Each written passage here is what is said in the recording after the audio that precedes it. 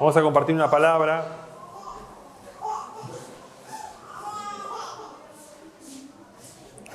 que tiene que ver con un tema que tiene que ser parte de nuestro crecer en el conocimiento de Dios y en el conocimiento de nuestro Señor y Salvador, ¿no? Dice crecer en la gracia y el conocimiento, lo dice Pablo, lo dice Pedro, ¿no? En las cartas. Y hay en la persona de nuestro Señor Jesucristo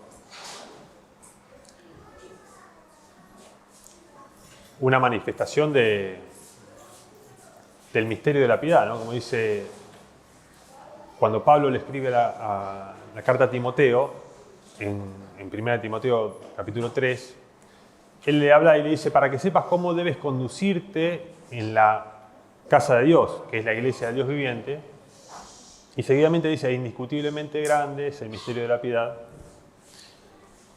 Él ha sido manifestado en carne, ¿no? Dios ha sido manifestado en carne, ¿no? Predicado a los gentiles, justificado, visto de los ángeles, recibido arriba en gloria. Y conocer a nuestro Señor es la parte que nos va a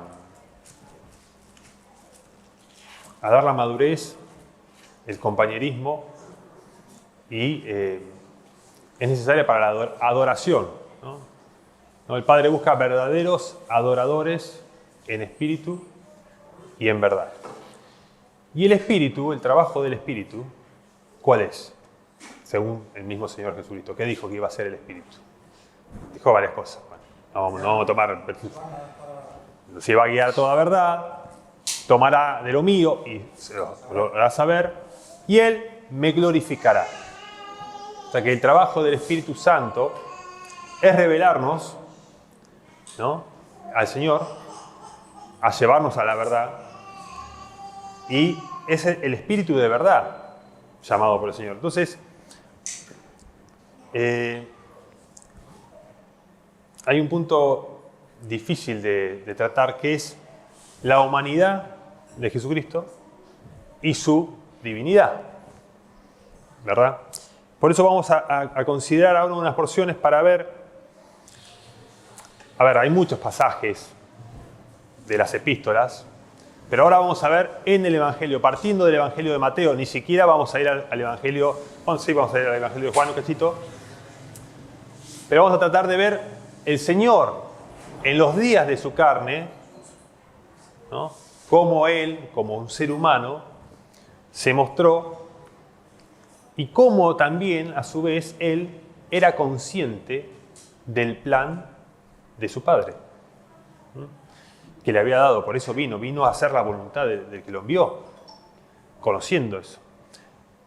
Y es evidente que ningún hombre en este mundo nace sabiendo cuándo va a morir, cómo va a morir, quién lo va a matar, por qué lo va a matar y para qué lo va a matar. ¿Y para qué va a morir? Nadie. Entonces, esa conciencia estaba en el Señor. Estaba. Cada día que se acercaba lo tenía más presente y lo vamos a ver. Pero, así como estaba esa conciencia, estaba su humanidad, su vida humana, como cualquier persona que nació de mujer. Vamos a leer una porción en Mateo 16, tenemos, del 20 al 28.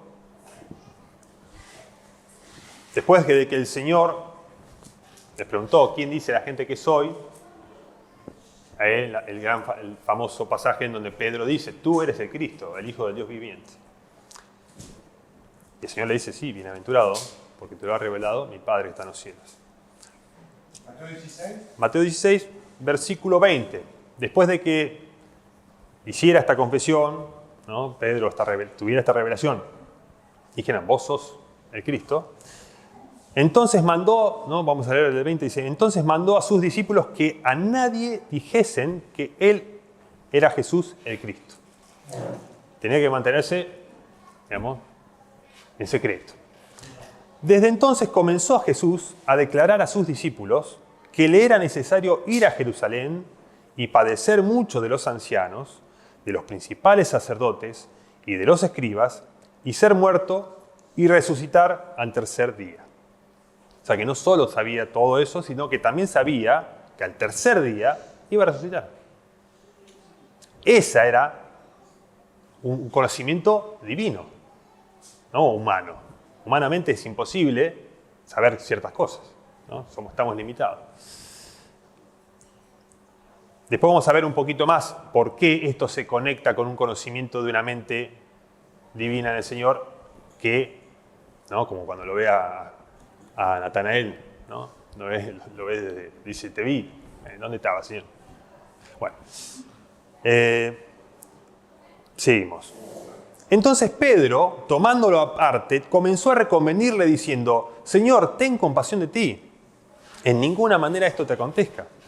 Pero él, volviéndose, ¿no? Dándose vuelta, dijo a Pedro, quítate de delante de mí, Satanás. Me eres tropiezo, porque no pones la mira en las cosas de Dios, sino en las de los hombres.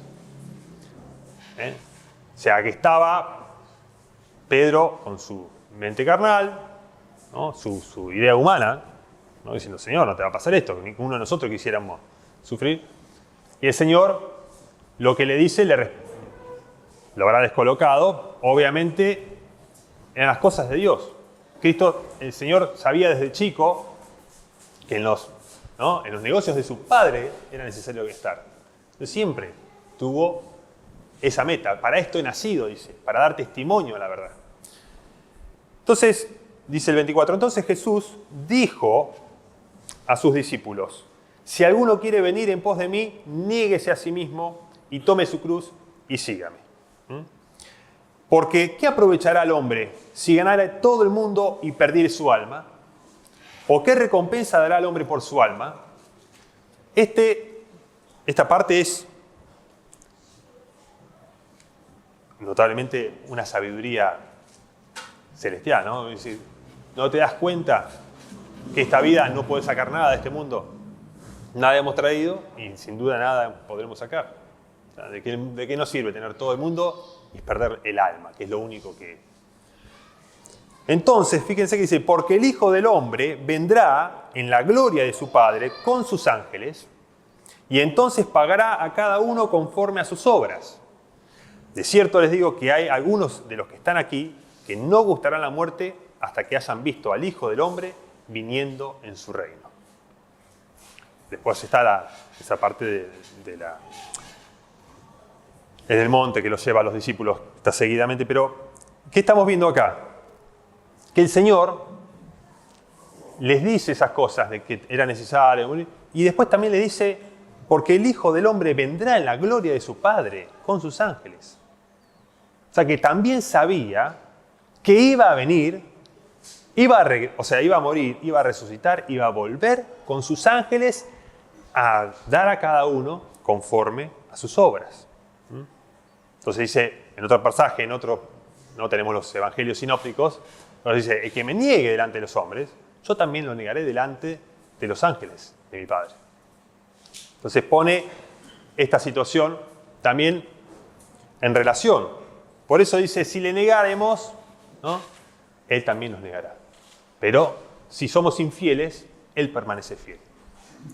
O sea que hay cuestiones que tienen que ver con esa negación. Pero bueno, este es el primer pasaje. Después, 17, 22 y 23, ahí mismo, en el Evangelio de Mateo, dice, versículo 22, estando ellos en Galilea, Jesús les dijo, el Hijo del Hombre será entregado en manos de hombres y le matarán, mas al tercer día resucitará. Y ellos se entristecieron en gran manera. Otra vez se lo dice. Bueno, seguimos avanzando. ¿Y qué leemos en el capítulo 20, 17? Dice, 20, 17. Subiendo Jesús a Jerusalén, tomó a sus 12 discípulos aparte en el camino y les dijo, he aquí subimos a Jerusalén, y el Hijo del Hombre será entregado a los principales sacerdotes y a los escribas, y le condenarán a muerte, y le entregarán a los gentiles para que le escarnezcan, le azoten y le crucifiquen, mas al tercer día resucitará.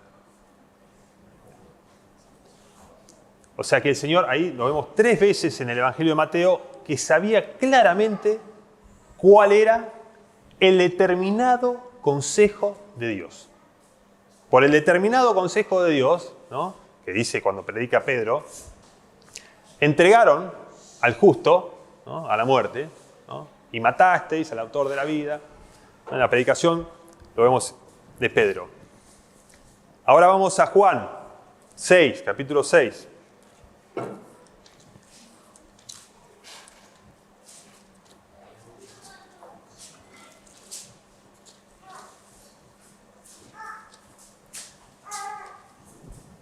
En el capítulo 6 de Juan hay una larga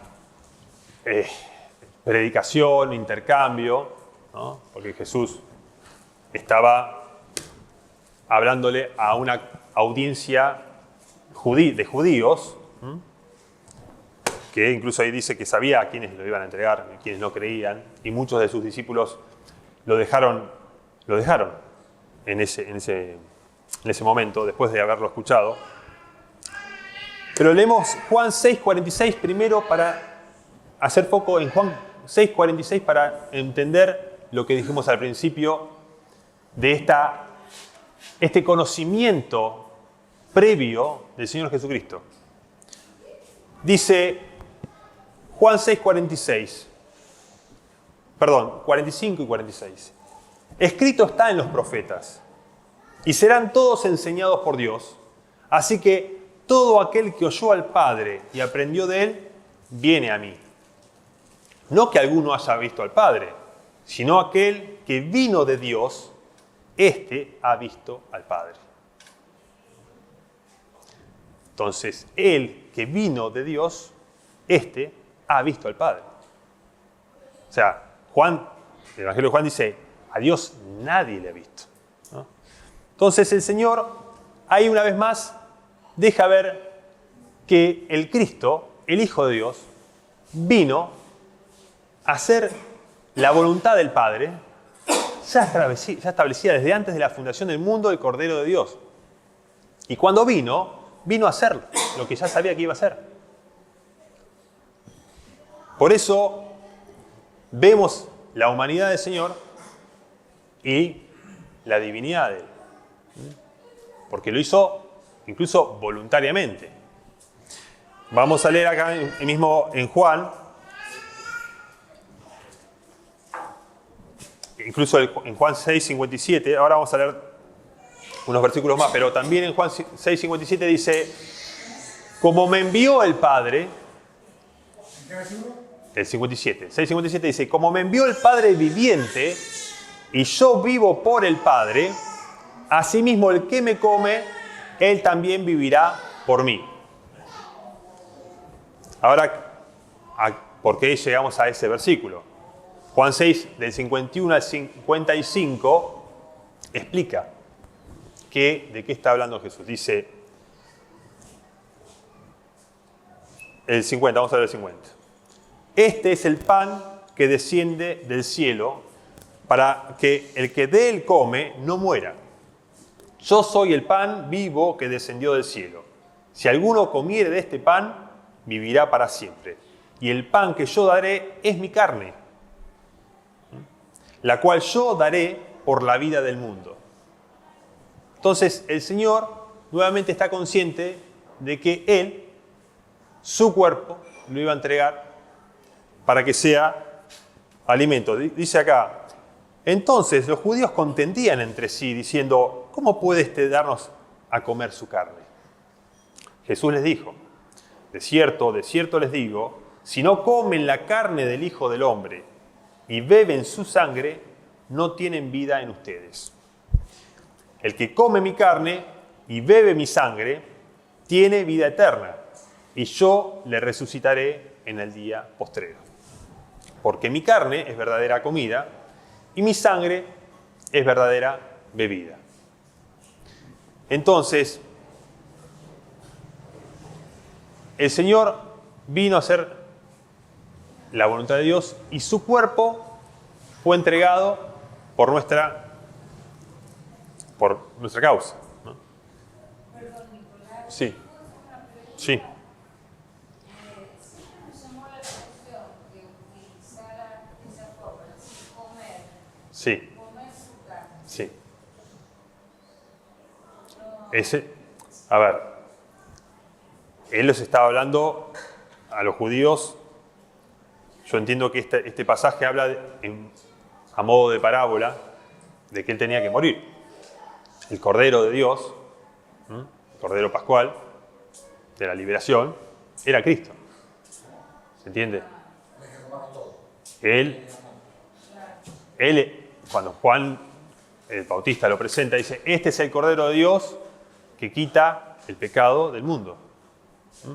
Entonces, el Señor tenía esa conciencia y vino a dar su vida.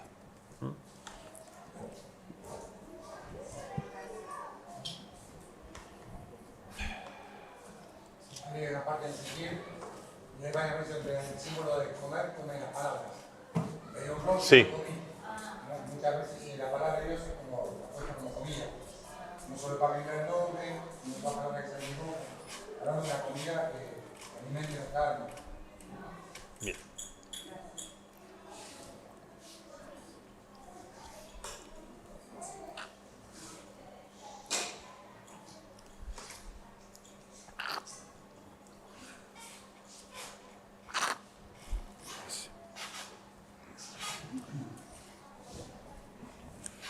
Entonces, pasados este pasaje de Juan 6, tiene una conexión cuando el Señor, antes de ser entregado, en la última cena, le dice a los discípulos, ¿no?, tomando la copa, ¿no?, esto es el nuevo pacto en mi sangre para perdón de pecados. Y partiendo el pan dice: coman de todo esto es mi carne, ¿no?, que por ustedes es entregada.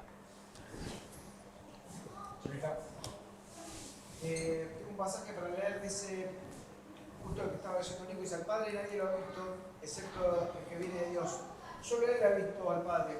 Les aseguro que el que cree en Él tiene vida eterna. Yo soy el pan de vida. Los antepasados de ustedes comieron el maná en el desierto, sin embargo murieron. Pero este es el pan que baja del cielo. El que come de él no muere. Yo soy el pan vivo que baja del cielo. Si alguno come de este pan, vivirá para siempre. Este pan es mi carne y lo daré para que el mundo viva. Siempre figurativo, ¿no? Y el hecho de que el Señor haya muerto también era necesario para que nosotros recibiésemos el espíritu de vida, ¿no? Porque el Señor dice, la carne para nada aprovecha, ¿no? Mis palabras son espíritu y son vida. Entonces, de alguna manera, la cena del Señor,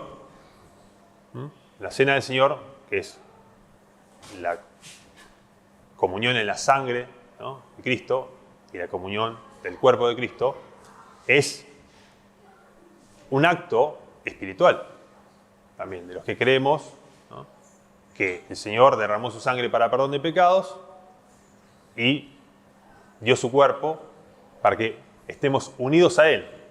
Es una representación del pan de la iglesia, ¿no?, como cuerpo de Cristo. Entonces, compartirlo es la comunión. Y estar unidos a Él es esa vida que recibimos, que estaba escondida en Cristo, ¿no? Porque dice: la vida eterna se nos manifestó, ¿no?, y vimos su gloria. Ahora, cuando el Señor muere, resucita al tercer día, ¿verdad? Ahora, cuando resucita, dice Pablo que el que descendió, dice, fue el mismo que subió por encima de todo, ¿no?, llevando cautiva la cautividad, ¿no?, y dio dones a los hombres, ¿no?, y él mismo constituyó a los apóstoles, a los profetas, pastores y maestros para toda la obra. O sea que el Espíritu que vino a nosotros, ¿no?, es ese Espíritu de vida en Cristo Jesús que nos ha librado del pecado y de la muerte. Entonces, estamos unidos a Cristo, ¿no?, pero ¿cómo estamos unidos a Cristo? Es la pregunta. Estoy unido. ¿Cómo estamos unidos a Cristo? En espíritu. Un cuerpo y un espíritu, ¿no?, para morada de Dios en el espíritu. Entonces, lo llenó todo, Señor. Cristo es el todo y en todos. El poder, ¿no?, del Señor, cuando Pablo dice, el Señor me dijo, bástate mi gracia, porque mi poder se perfecciona en la debilidad. Entonces Pablo dice, me gloriaré de mis debilidades para que se manifieste en mí el poder de Cristo, ¿no? Entonces, Cristo hoy está como sumo sacerdote junto al Padre, ¿verdad?, intercediendo por nosotros, abogado. ¿Y el Espíritu dónde está? En la tierra. Y entra a nosotros el Espíritu, ¿no? Cuando vemos la casa de Cornelio, ¿no?, al principio el Espíritu cayó sobre ellos, dice. No fuera, entró y glorificaban a Dios, magnificaban a Dios, ¿no? Por eso decimos que el poder de Dios, ¿no?, se manifiesta en Cristo de una manera personal para nosotros. Él viene a morar en nosotros. Y estamos unidos a Cristo no de una manera artificial, no por ponernos ropas cristianas o llamarnos cristianos, sino porque tenemos el Espíritu de Dios vivo en nosotros. Porque el Padre viviente me envió y yo vivo por el Padre. Ustedes en mí, ¿no?, y yo en ustedes. Pero Señor, ¿no estás acá? Sí. Yo me manifestaré a ustedes, dice. ¿Cómo te manifestarás a nosotros y no al mundo? El que me ama mi palabra va a guardar. Y yo vendré, mi Padre le amará y vendremos y haremos morada en él. La presencia del Señor en nuestra vida es las arras del Espíritu, la garantía. Cuando Pablo dice, yo sé en quién he creído y que es poderoso para guardar mi depósito para aquel día. ¿Quién es ese poderoso que tiene el poder de guardar nuestra confianza, de nuestra esperanza, de nuestras obras? Porque vendrá el Hijo del Hombre en la gloria de su Padre y pagará a cada uno conforme a sus obras. Él los está viendo, porque Él los ve. De hecho, cuando la visión de Juan en Apocalipsis dice, el Cordero tenía 7 ojos y los 7 espíritus de Dios que pasean por toda la tierra. Ahora hay algo muy interesante, que esto que decíamos, de esta adoración, de esta comunión, de este estar unidos con Cristo, y de haber recibido su Espíritu, y de para qué está el Espíritu en nosotros. En Romanos 8, 26 y 27, en realidad en Romanos 8 vemos mucho del Espíritu Santo, porque vemos que el Espíritu, los que piensan en las cosas del Espíritu, que son las cosas de Dios, ¿no?, son de Dios. Ahora, los que piensan en las cosas de la carne, son de la carne. Los que han nacido de nuevo, los que han visto la gloria del Evangelio, los que han recibido la verdad, el testimonio de nuestro Señor, piensan en las cosas del Espíritu, piensan en estos misterios, en esta obra de salvación del Señor, de su regreso, de que Él nos oye cuando oramos, de que oramos para que Dios obre en la tierra su buena voluntad. En Romanos 8:26 dice: y de igual manera el Espíritu nos ayuda en nuestra debilidad. Pues ¿qué hemos de pedir como conviene? No lo sabemos, pero el Espíritu mismo intercede por nosotros con gemidos indecibles. Mas el que escudriña los corazones sabe cuál es la intención del Espíritu, porque conforme a la voluntad de Dios intercede por los santos. ¿Quién intercede por los santos? Jesucristo dice que está siempre intercediendo por nosotros, por aquellos que se acercan a Él, ¿no? Por medio de Él se acercan a Dios. Y dice: y sabemos que los que aman a Dios, todas las cosas les ayudan a bien. Esto es, a los que conforme a su propósito son llamados. Y después, en el 34, vamos a ser, ¿no?, más breves, dice, 34, dice: ¿quién es el que condenará? ¿No? Cristo es el que murió, más aún, el que también resucitó, el que además está a la diestra de Dios, el que también intercede por nosotros. O sea que el Espíritu nos ayuda en nuestra debilidad y está intercediendo desde nuestro interior. Cuando orando en el Espíritu, con toda oración y ruego y súplicas al Padre, dice, ¿no? En Efesios, en el Espíritu Santo. A través del Espíritu tenemos entrada por un mismo Espíritu al Padre. Es el Espíritu del Hijo. Cuando dice, el Padre ha enviado el Espíritu de su Hijo a nuestros corazones. Por esa unidad que tenemos en Cristo Jesús, en el Hijo de Dios, que dice: yo soy la vid verdadera, separados de mí, nada pueden ser. Esa unidad espiritual es entender su Espíritu en nosotros. Fíjense que cuando leímos acá en el 26, dice: pero el Espíritu mismo intercede por nosotros con gemidos indecibles. Mas el que escudriña los corazones sabe cuál es la intención del Espíritu. Porque conforme a la voluntad de Dios intercede por los santos.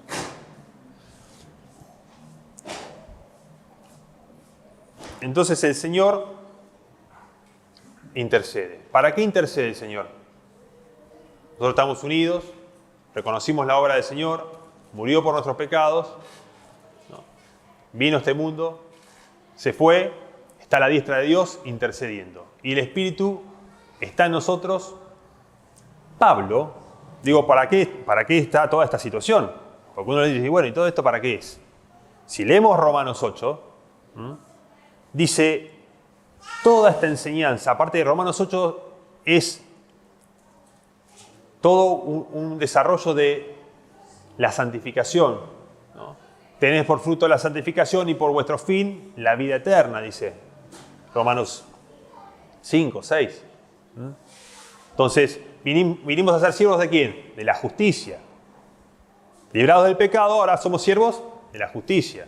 Entonces, toda esa parte nos llama a decir, ¿para qué estamos unidos a Cristo? ¿Para qué recibimos el Espíritu? ¿No? Hoy decíamos, si somos amigos del mundo, nos constituimos en enemigos de Dios. ¿Para qué es el Espíritu? Que nos anhela celosamente. El Espíritu que ha hecho morar en ustedes, dice, los anhela celosamente. Para que tengamos comunión, ¿no? Como Él es puro, dice, todo aquel que tiene esta esperanza en Él se purifica así como Él es puro. Eso es pensar en las cosas del Espíritu. Sebastián habría hablado de la santidad, de la santificación, del llamado a apartarnos de toda contaminación de carne y de espíritu. ¿Por qué? Porque conocemos el temor de Dios. Porque el sacrificio del Hijo de Dios nos muestra las consecuencias y el peso del pecado. Entonces, ¿cómo vamos a pedir? Dice, no sabemos. No sabemos bien qué nos conviene, pero el Espíritu mismo. O sea que de alguna manera la adoración, el postrarnos, creo que es una de las cosas que no tenemos por costumbre, ¿no? Y esperar, ¿no? Como es un poco una práctica que uno puede tener en la intimidad de decir, no sé qué decir, Señor. No sé qué decir.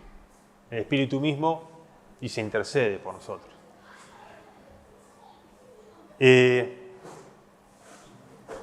Acá Pablo dijimos antes, ¿para qué todo esto del Espíritu intercediendo por nosotros? Cristo mismo intercediendo por nosotros.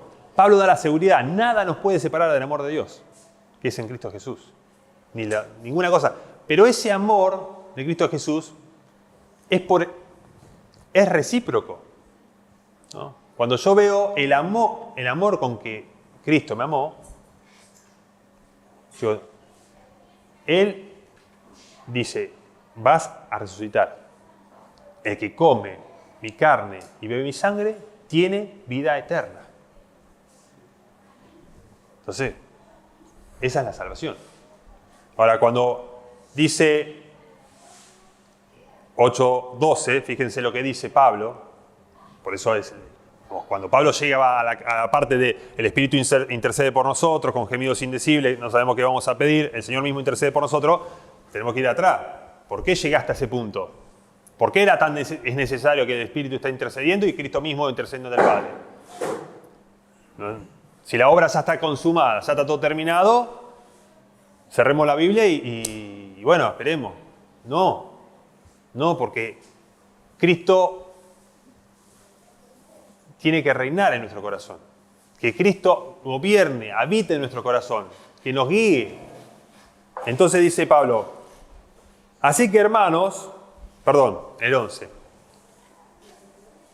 Y si el Espíritu, 8:11, Romanos 8:11, y si el Espíritu de aquel que levantó de los muertos a Jesús mora en ustedes, el que levantó de los muertos a Cristo Jesús vivificará también vuestros cuerpos mortales por su Espíritu que mora en ustedes. O sea que, ¿cómo vamos a ser vivificados? Por el Espíritu de Dios. El Espíritu. Así que, hermanos, dice, deudores somos no a la carne, para que vivamos conforme a la carne, porque si viven conforme a la carne, morirán. Así por el Espíritu hacen morir las obras de la carne, vivirán. Porque todos los que son guiados por el Espíritu de Dios, estos son hijos de Dios. Pues no hemos recibido el espíritu de esclavitud para estar otra vez en temor, sino que han recibido el espíritu de adopción por el cual clamamos, Abba Padre. El Espíritu mismo da testimonio a nuestro espíritu de que somos hijos de Dios. Entonces, el Espíritu que Dios nos da, ¿no?, da testimonio a nuestro espíritu. En nosotros está el Espíritu,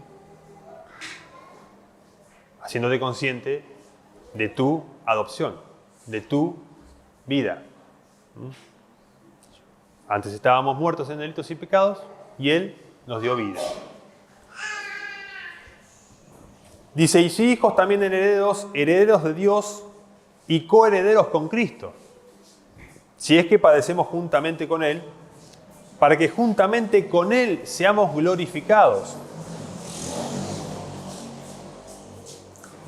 Acá está de vuelta, y esto hay que decirlo porque la Escritura te obliga a decirlo, porque uno la quisiera tener más fácil. Cuando el Señor dice, el que pierda su vida, ¿no?, el que gane su vida la perderá, pero el que pierda su vida la ganará, ¿no?, por causa mía del Evangelio, ¿no? Y si gane todo el mundo y si pierde su alma, ¿para qué le va a servir? ¿No? Y si alguno me niega delante de los hombres, yo también lo voy a negar. Acá se aplica esto. Dice, coherederos con Cristo, si es que padecemos juntamente con Él, para que juntamente con Él seamos glorificados. La herencia del reino venidero, cuando el Señor venga a la tierra, ¿no?, con sus santos ángeles, y venga a pagar a cada uno conforme a sus obras, el Señor te está diciendo, yo voy a pagar con gloria, honra e inmortalidad a los que perseverando en bien hacer buscan estas cosas. Entonces, de vuelta. Y el 18 dice Pablo, pues tengo por cierto que las aflicciones del tiempo presente no son comparables con la gloria venidera que en nosotros ha de manifestarse. Porque el anhelo ardiente de la creación es el aguardar la manifestación de los hijos de Dios.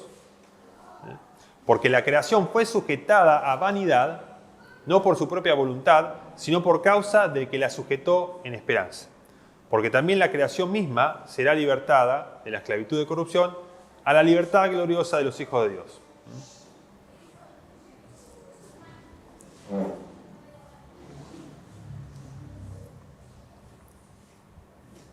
Y ahí después va a decir entonces, de igual manera el Espíritu mismo intercede.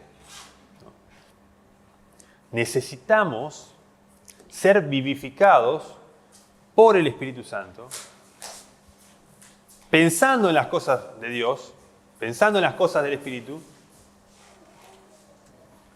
y entendiendo que el trabajo de la iglesia en el mundo es predicar al Señor Jesucristo.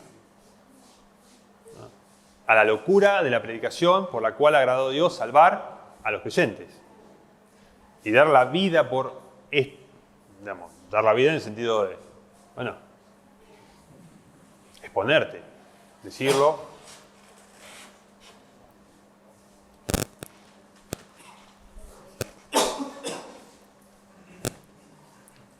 Y es claro que acá Pablo cuando dice, si por el Espíritu hacen morir las obras de la carne, vivirán.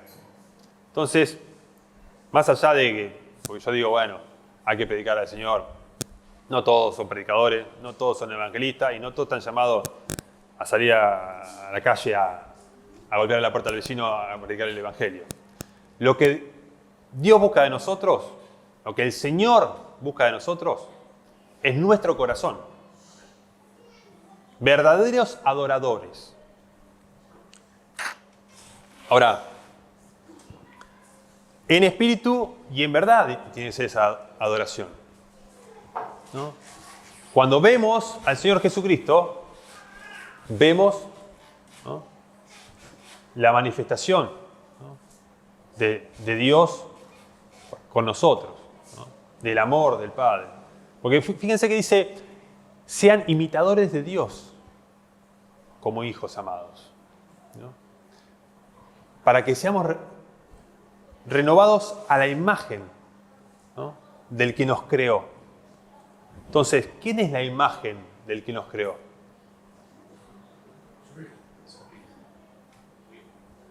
La imagen, Él es la imagen del Dios invisible. Nosotros tenemos que mirarlo ¿a quién? A Jesús, ¿no? Puesto los ojos en Jesús, el autor y consumador de la fe, el cual por el gozo puesto delante de Él sufrió la cruz. Ahora, ¿cuál iba a ser la recompensa del Señor? Nuestras almas. Nuestras almas. El Señor no murió para ganar fama. En el 23 y el 4. ¿Eh? En el 23 y el 4. En el 23, en 8:23, y no solo ella, dice, sino que también nosotros mismos, que tenemos las primicias del Espíritu, nosotros también venimos dentro de nosotros mismos, esperando la adopción, la redención de nuestro cuerpo. Por eso es tener, bueno, las almas, ¿viste? Ganarán vuestras almas, las almas tienen un cuerpo. Un cuerpo incorruptible. Pero son personas, llamémoslos personas, seres humanos glorificados, ¿no?, en un cuerpo incorruptible. Pero el Señor murió para tenernos con Él. Para tenernos con Él. Ahora, esta obra, ¿no?, porque el Padre ya tenía planificado todo lo que iba a ser. Cuando viene el Señor dice, yo he venido a hacer la voluntad de mi Padre. Yo he venido a dar la vida por el mundo. Y esto va a pasar así, y así, y así, ¿no? También sabía la obra del Espíritu Santo, cuando decía, me conviene que yo me vaya, voy a enviar al Consolador. O sea, si supieran a dónde yo voy, pues alejaría conmigo. O sea que él sabía muchas cosas que ellos no podían sobrellevar. Inclusive, cuando se quiso poner a hablar del Espíritu Santo, dijo, todavía hay muchas cosas que tengo que decir, pero no las puedo sobrellevar. Después, cuando el Espíritu Santo, obviamente, creo que la sangre de Jesucristo lo que hace es limpiar nuestra alma para morar a Dios del Espíritu. Si no, no puede morar Dios en una carne condenada por el pecado. Entonces, la sangre de Jesucristo lo limpia para que el Espíritu Santo Claro, pueda morar. uno dice, Él es la vida eterna que estaba con el Padre y se nos manifestó. la vimos, ¿no? Y él, dice, el Padre le dio al Hijo por herencia todo. Es el heredero de todo. Por el cual, ¿no?, creó el universo. Ahora, la obra del Señor Jesucristo es para ganar su iglesia. Él dice que dio su vida por la iglesia, para presentársela a sí mismo, una iglesia gloriosa. Entonces, el Padre tuvo el plan y el Hijo ejecutó el plan. Y el Espíritu lo efectiviza en nosotros. Nos lleva para Él, o sea, para arriba, ¿no? Porque es imposible sin el Espíritu tener comunión verdaderamente con el Padre y con el Hijo, con Dios. No podemos, porque la gente, ¿qué pasa? La gente puede parecer cristiana, puede parecer, ¿no?, buena, espiritual, pero ¿dónde está? ¿Dónde radica? ¿No? Porque dice el testimonio, el Espíritu da testimonio a nuestro espíritu de que somos hijos de Dios. Clamamos Abba Padre, ¿no? Padre nuestro, Señor, ¿no? El Padre, ¿no?, de los espíritus, de los justos, hechos perfectos. Y nos dio por esposo, dice, ¿no?, al Hijo. Aquí las bodas del Cordero, ¿no?, toda la humanidad redimida. Ese amor que era el anhelo, porque uno dice, vemos el Antiguo Testamento y ¿qué pasaba en el Antiguo Testamento? ¿A quiénes rechazaban? ¿Quién se presentaba como el esposo que era rechazado? ¿No? Dios continuamente. Son cosas que después veremos, pero vemos que ¿dónde encuentra Dios nuestro corazón? ¿Cómo lo amamos? ¿Cómo amamos a Dios? Porque el amor a Dios dice, en esto, ¿no?, hemos conocido el amor, en que Él nos amó primero. Lo dice Juan. Entonces, estas cosas para hacer un pantallazo de esta vida que viene, ¿no?, a presentarnos al Señor en su carne, en los días de su carne, que con ruegos y súplicas, ¿no?, rogó al Padre. Ahora, Él, que sabía todas las cosas que iban a suceder, fue voluntariamente, por amor a nosotros, ¿no?, lo que cuesta el amor, lo que le costó al Señor, ¿no?, nuestra vida, nuestra redención. Entonces, por eso uno dice, ¿cómo alabamos y adoramos al Padre en espíritu? ¿No? Por el amor, ¿no? Sí. Nosotros nos vamos, quería pedir oración porque yo trabajo para el pan y para la vida eterna permanece y en ese transitar con Dios el enemigo me ataca, ¿viste? Y solo soy débil. No con el cuerpo que ustedes me quieren que recurra al cuerpo, puedo resistir más. Amén, amén. Vamos a estar orando siempre. Bendiciones. Dios.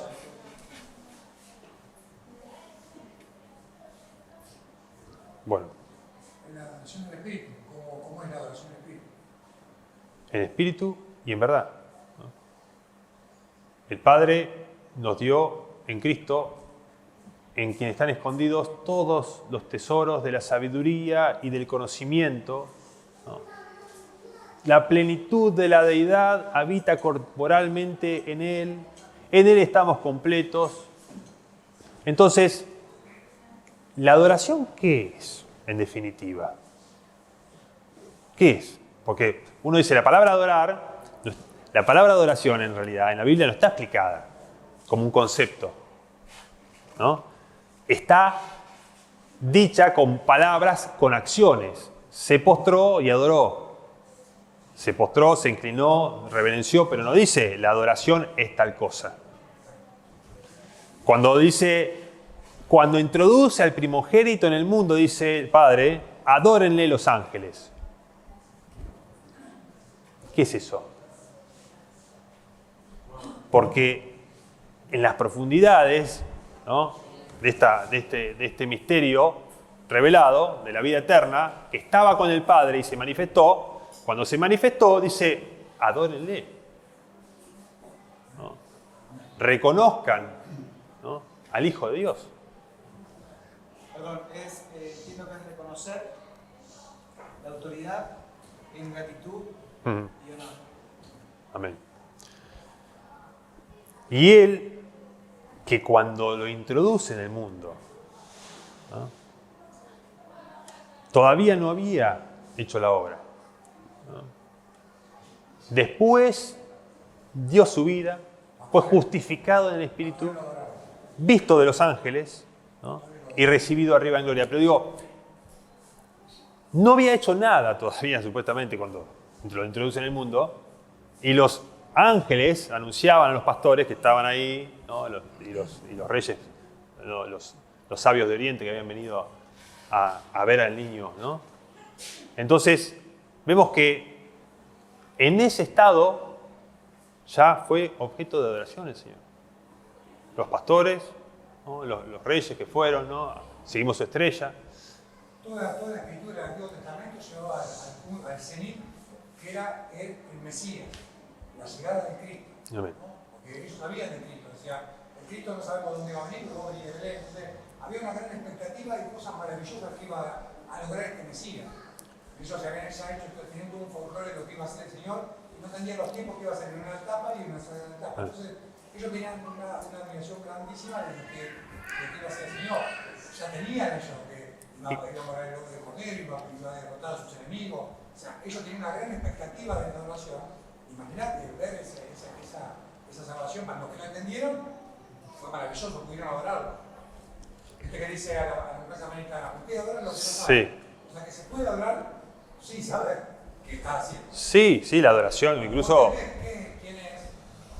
Es ahí donde uno se doblega, cuando puede ver. Si uno entiende todo el Antiguo Testamento que se contrapone el Dios y los ídolos no ven ni oyen.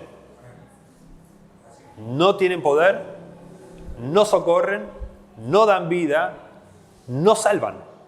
Ahora, Cristo socorre, da vida, salva, oye, tiene poder. Amén. Entonces, adórenle, dice los ángeles. Porque si no, estaríamos diciendo, no.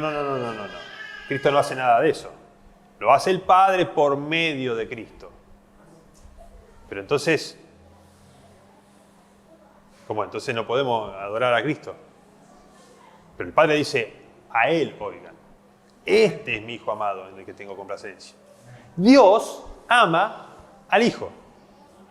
Y dice, oh Dios, ¿no?, tuyo, eterno es el cetro de tu trono, dice. De Hijo, dice. ¿No? Dice, y los cielos pasarán, pero tú permaneces para siempre. Tremendo. Porque nosotros seguimos en el punto de decir, Jesús vino en carne. No dice Jesús vino en carne. Cristo vino en carne. A hacer la voluntad de su Padre. Jesús, como hombre, tenía una familia, que lo trataron de loco, ¿no?, tenía un trabajo, tenía una vida ordinaria, pero dio la vida, ¿no? En Él estaba la vida. Y yo voy a dar mi vida, ¿no?, mi cuerpo, por la vida del mundo. El peso de Él, la vida de Él, vale más que la del mundo entero. Pesados todos juntamente, van a ser estimados menos que nada. Es tremendo, pero es la verdad en el sentido de que nosotros somos llamados a conocer a nuestro Señor en la gloria. En Él están escondidos los tesoros del conocimiento y de la sabiduría. En Él está la vida. En Él está la luz y Él es la luz de los hombres. Toda esa gloria, toda esa magnificencia, habiendo visto con nuestros propios ojos la majestad, dice Pedro. No siguiendo fábulas, sino como habiendo visto con nuestros propios ojos. Entonces, después de la resurrección, vemos que algunos dudaban. Cuando algunos iban y lo adoraban, otros dudaban. O sea que hay cosas que saber y buscar a través del Espíritu, ¿no? Las cosas que son del Espíritu. ¿Para qué escribió Pablo? ¿Quién lo inspiró a Pablo? ¿Quién es el inspirador de toda la Escritura? ¿No? Porque tenemos una parte práctica, ¿no? Pero ¿qué nos diferencia a nosotros de los filántropos? De la gente que hace el bien sin mirar a quién y dona y hace buenas obras. ¿Qué nos diferencia? Verdaderos adoradores en espíritu y en verdad. El Padre busca tales adoradores que le adoren. Entonces, en Cristo, Dios recibe la adoración. Si yo me pongo una estatua, vengo la Virgencita, o eso, no recibe adoración Dios. No estoy en verdad. Estaré en espíritu, un espíritu medio raro, pero no en verdad. Tiene que ser en espíritu y en verdad. Cuando dice el Señor, tu Padre en mí y yo en ti. En mí, ¿no? Diríamos con Colosenses, habita corporalmente toda la plenitud de la deidad. Entonces dice, ante mí se doblará toda rodilla y toda lengua confesará, ¿no?, que Jesucristo es el Señor, para gloria de Dios Padre. Entonces estamos reconociendo que Dios estaba en Cristo reconciliando consigo al mundo, consigo mismo. Ahora, también leemos que Pablo dice, fuimos perdonados por Cristo. ¿Pero cómo? ¿Por qué unís al ofendido? Porque ¿qué me está perdonando? ¿Cristo? Si me está diciendo que Cristo me está perdonando, entonces ¿no era que habíamos pecado contra Dios? ¿No es Él solamente el mediador? No solamente fallecido, pero exactamente, ¿quién puede perdonar pecados si no son los mismos? Entonces, como Cristo os perdonó, ustedes también perdónense unos a otros, dice Pablo. ¿No? El poder del Señor en mí. ¿Cómo poder? Cristo poder.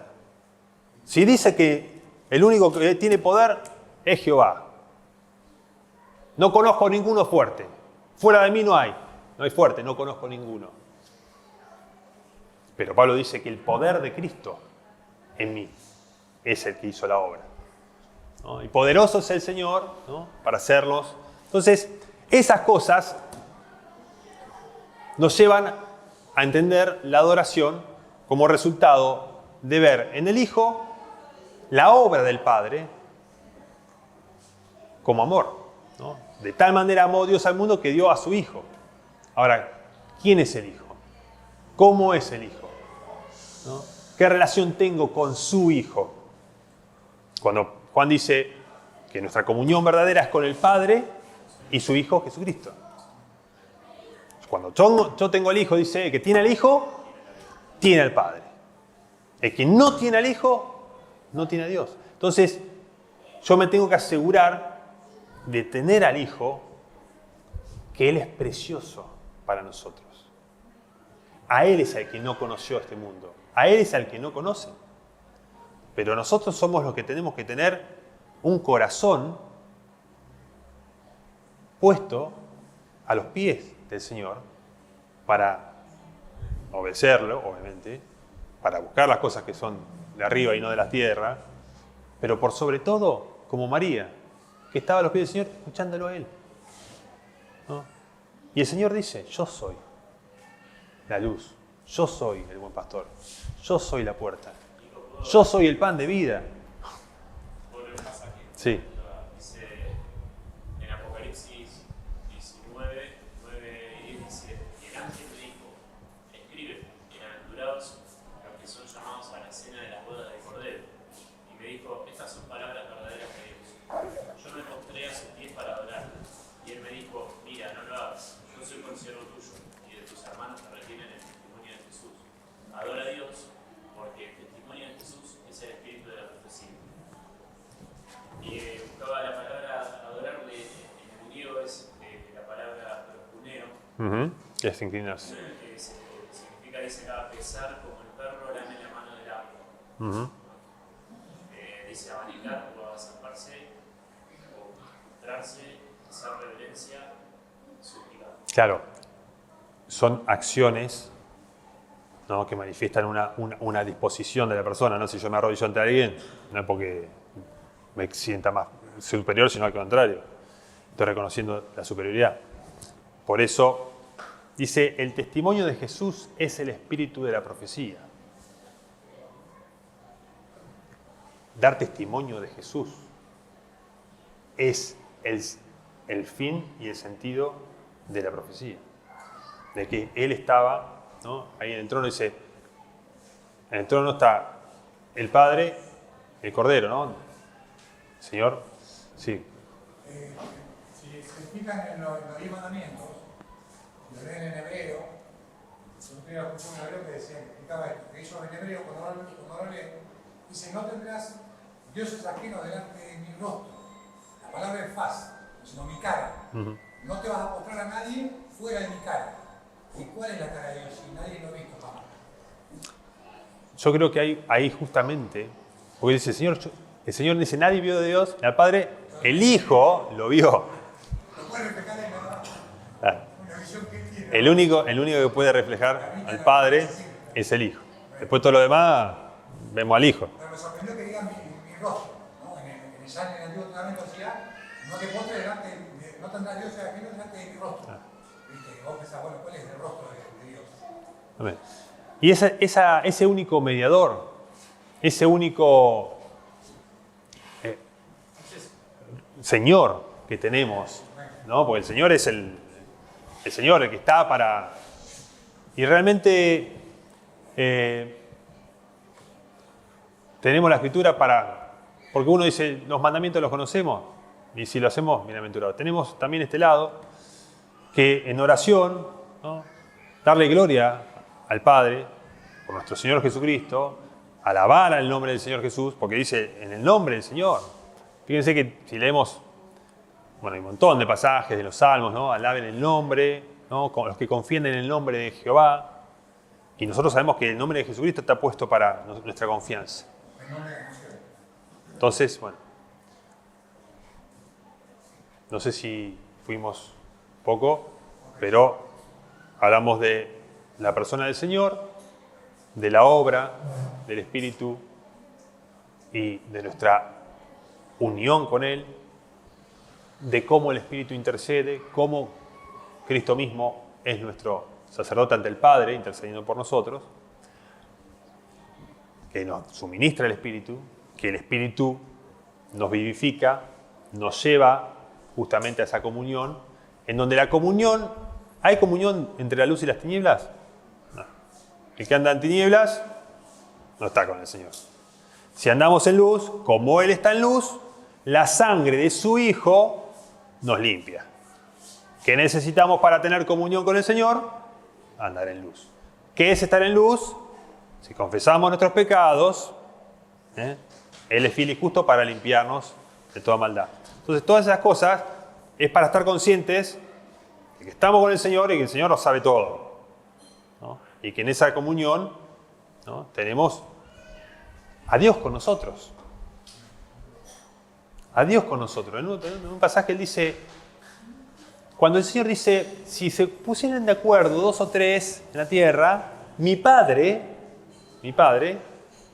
¿no?, hará, ¿no?, les dará lo que piden.